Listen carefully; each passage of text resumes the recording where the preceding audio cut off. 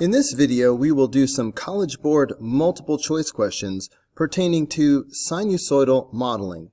That's where we model a given situation with either a sine function or a cosine function.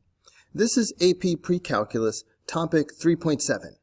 If you appreciate this content, please give it a like. Number 1 is calculator active. The sinusoidal function y equals g of x has a period of 5 pi over 2 and a minimum value at x equals negative 3 pi over 2. Which of the following statements with reason is true? Let's make a sketch of what we know. We are told that the sinusoidal function has a minimum value at x equals negative 3 pi over 2. So here's an x value of negative 3 pi over 2 with the minimum value. Each one of these marks represents a quarter of the period. So the way sinusoidal functions work, the next quarter period over, the point should be here. Go another quarter period and the next point should be here. The next point will be back to the midline, and then at the end of the period we will be back to the minimum value again.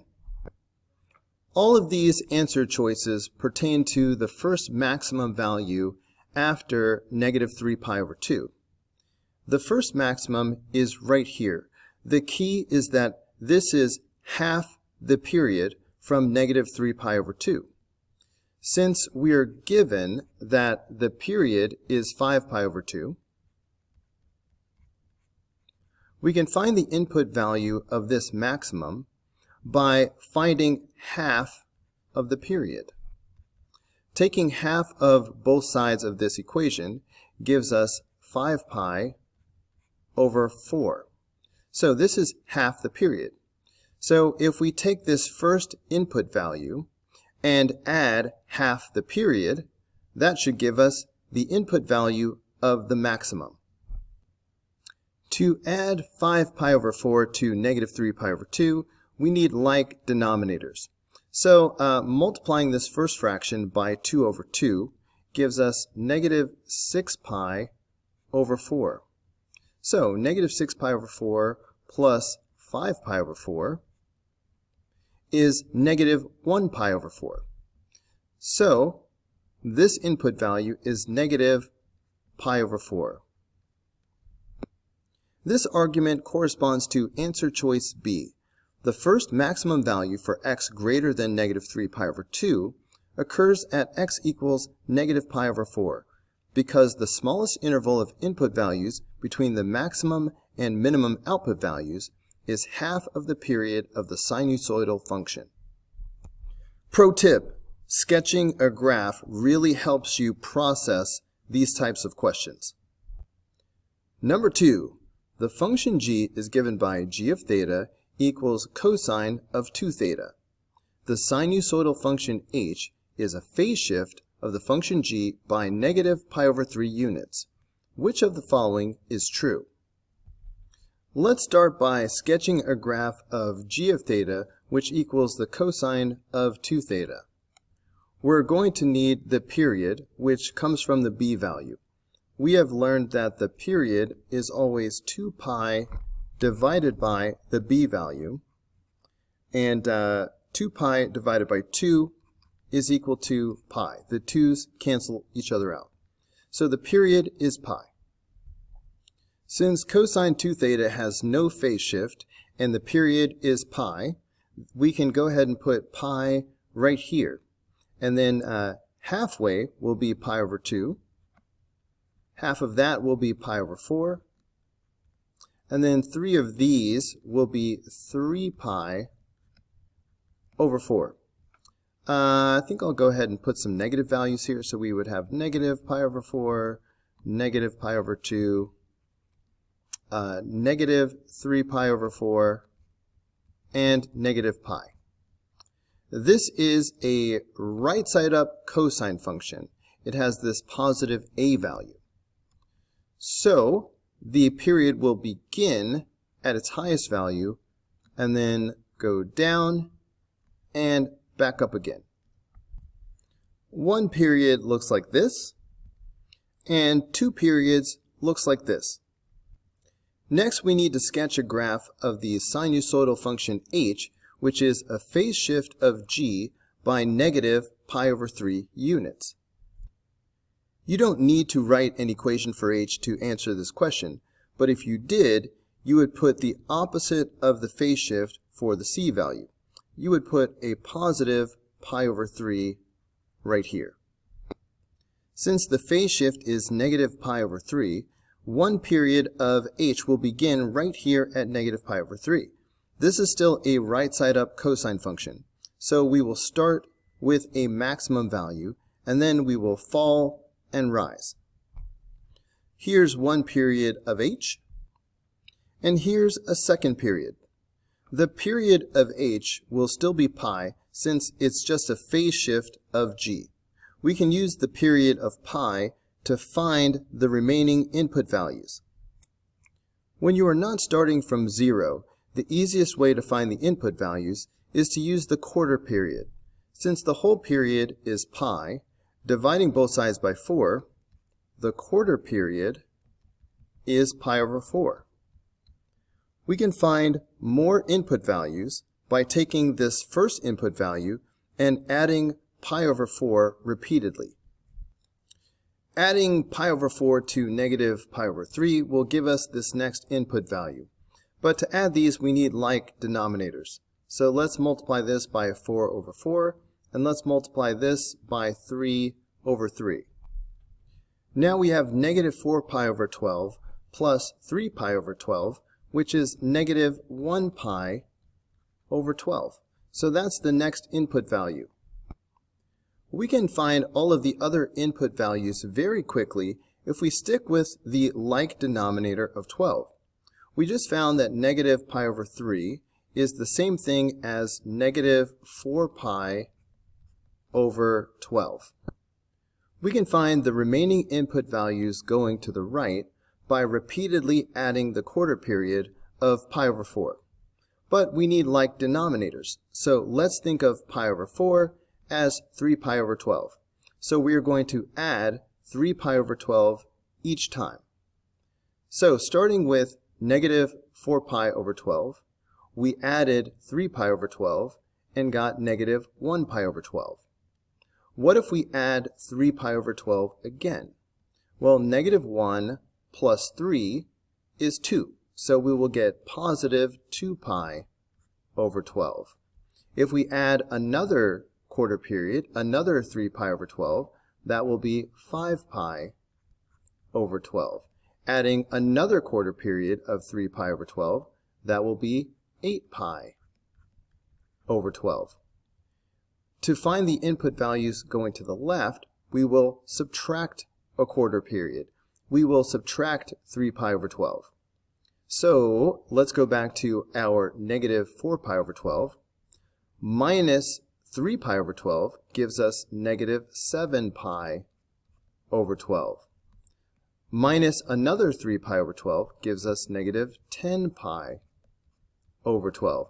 Minus another 3 pi over 12 gives us negative 13 pi over 12. And minus one more quarter period gives us negative 16 pi over 12.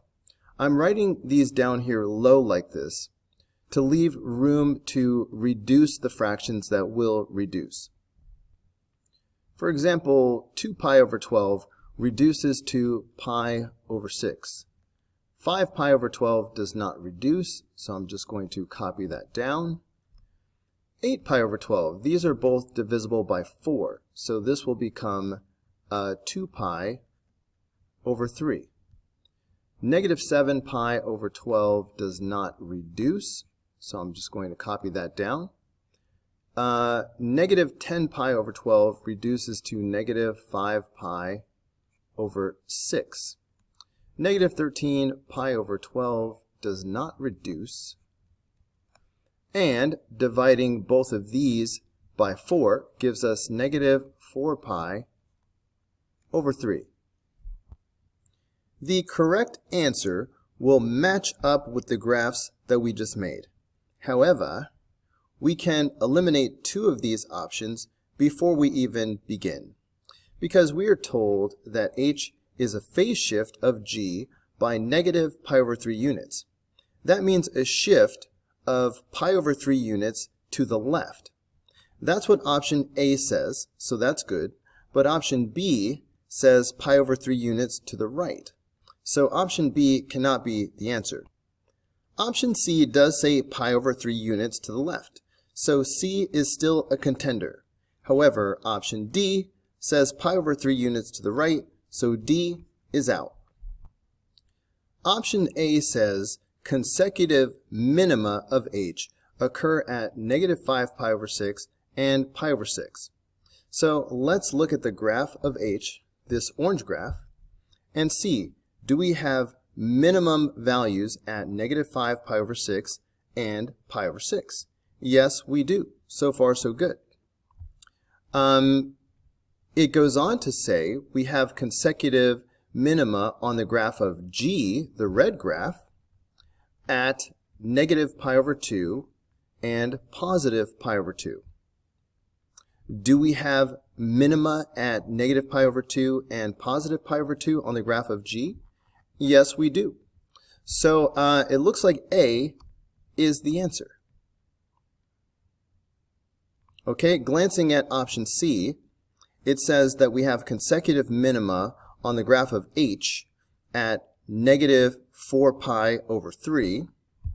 Looking at the orange graph of h, negative 4 pi over 3 is the input value of a maximum, not a minimum. So C cannot be the answer. So the answer is definitely A. In this particular case, looking back, we did way more work than we actually needed to do. It seems like we could have eliminated all of these answers and chosen option A based solely on the graph of G, which we did here in red. So all that work we did to graph the graph of H, that was good education, that was a good practice, but I want to be clear that we didn't really have to do it, because look, if you look at option A and go straight to what it says about G, G has minimum values at negative pi over 2 and pi over 2. If you look at if you look at the graph of G, we do see minimum values at negative pi over 2 and pi over 2. So far so good. If you looked at option C, which was the only other option that we really had, it says that minimum values of G occur at negative pi and pi. Well, if you look at the graph of G, negative pi is a maximum. Pi is a maximum, not a minimum. So we could have eliminated option C based solely on the graph of G, which is the one we did first. This was fine and dandy for practice, but if you're taking an actual test, when you do the first graph, go ahead and look back and see if you can eliminate all of the other options except for the correct answer based on your first graph. If that's not enough, then you can always go ahead and do the second graph. Number 3, the table gives temperatures in degrees Fahrenheit in a certain town on a given day. The sinusoidal function f of t, given by this expression, models the data, where f of t is the temperature in degrees Fahrenheit at time t in hours past 12 midnight, and c is a constant. Which of the following is true about the value of c? Remember that the c value is the opposite of the phase shift. So if we can figure out what the phase shift is, the opposite of that will give us the c value. Notice that the d value of function f is 30. So that's the value of the midline. Notice that the amplitude is 8. So the maximum value will be 38, and the minimum value will be 8 less than 30, which is 22. Because of the positive a value, this function is a right side up cosine function compared to the parent function. So, starting at the phase shift, which again is the opposite of c, the graph should begin at its highest value and then fall to its lowest value and then rise back to its highest value. Let's look back at the table looking for maximum values. One of the corresponding input values will be the phase shift, and the opposite of that will be C. Remember that we predicted a maximum value of 38, which we find right here on the table. The corresponding input value is 14. So that's going to be the phase shift. That means the C value is negative 14. So we've narrowed it down to either options C or D. The difference between options C and D is in the justification. Option C says that the value of C is negative 14 because this accounts for a phase shift, whereas option D says the value of C is negative 14 because this accounts for a vertical shift. Of course, we found the value of C by doing the opposite of the phase shift, not a vertical shift. So the answer is C. Number 4. The vertical motion of the tip of a needle on a sewing machine is periodic with respect to time and can be modeled by a sinusoidal function. The figure shows the location of the tip of the needle in relation to a cloth plate. The tip of the needle moves straight up and down, above and below the cloth plate. The table gives a consecutive maximum and minimum displacement of the tip at 2 times. The function d models the displacement in centimeters of the tip of the needle from the cloth plate at time t in seconds. Which of the following expressions could define d of t? The quantity that varies between these 4 options is the b value. So let's calculate the b value that corresponds to the information that we're given and see which one of these 4 answers is a match. To calculate the b value, we first need the period. In previous videos, we learned that the period is always double the horizontal distance between consecutive max and min. Here, theta 2 and theta 1 represent the input values of consecutive max and min. In this case, the input values of consecutive max and min are 0 and 1 over 24. So the period will equal 2 times 1 over 24 minus 0. Obviously the minus 0 isn't doing anything, so it's just 2 times 1 over 24. This is 2 over 24, which reduces to 1 over 12. We have learned that the b value will be given by 2 pi divided by the period. So 2 pi divided by 1/12. When you divide by a fraction, you multiply by the reciprocal. So b will equal 2 pi times 12. Therefore, b is going to equal 24 pi. This corresponds to answer choice C. We see the b value of 24 pi right there. Number 5 is calculator active. The table gives the temperature in degrees Fahrenheit in a certain town on a given day at selected times t in hours past 12 midnight. A sinusoidal regression model, y equals a times the sine of bt plus c plus d, is calculated using all 5 data points, where time t is the input value and temperature y is the output value.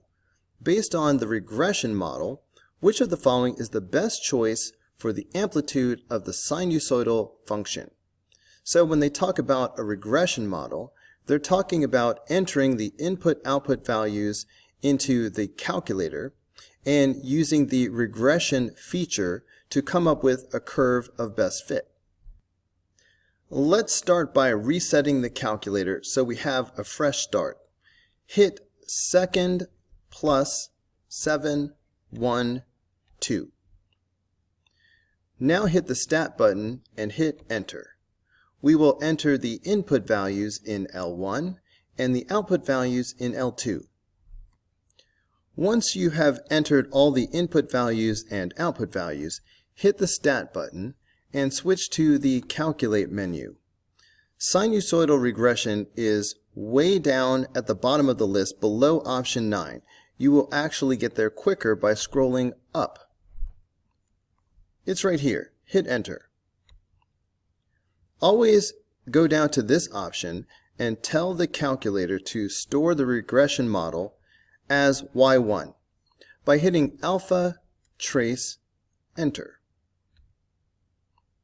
Now hit Enter a couple more times to calculate the regression model. Kabam! We are looking for the amplitude of the sinusoidal function, which will correspond to the A value, ignoring any negative signs. In this case, the A value is 9.7704, so that's the amplitude. Rounded to the nearest tenth, the amplitude is 9.8, so the answer is B. Number 6. Part of a video game design involves the use of one period of a sinusoidal function as the path that a spaceship will follow across a rectangular video screen. The video screen has a width of 1000 pixels and a height of 600 pixels. The values x equals 0 and x equals 1000 represent the left and right sides of the screen respectively. The values y equals 0 and y equals 600 represent the bottom and top sides of the screen respectively. The path of the spaceship begins on the left side of the screen, x equals 0, and completes one period of a sinusoidal function by ending on the right side of the screen, x equals 1000. During its path, the spaceship reaches its minimum height of y equals 200 before reaching its maximum height of y equals 500. If y equals f of x models the path of the spaceship, which expression could represent f of x? Let's make a sketch of what happened. We are told that the spaceship completes one period from x equals 0 to x equals 1000. So I've divided the full period into 4 quarters of a period. We are told that the spaceship reaches its minimum height of 200 before reaching its maximum height of 500. This sine curve is upside down compared to the parent function, so it corresponds to a negative a value. So we can eliminate options C and D, which have positive a values. So the only other difference is the amplitude. Between 200 and 500 is a vertical distance of 300 pixels. Therefore, the amplitude will be half of that. The distance from the midline to the maximum value is 150 pixels. This amplitude corresponds to option B, which has an A value of negative 150. Hey guys, don't forget to like and subscribe. But also, if you found this video helpful, there's a lot more where that came from. You can click the upper link, which will take you to the whole unit playlist, or you can click the lower link, which will take you to the next video in the playlist. See you there.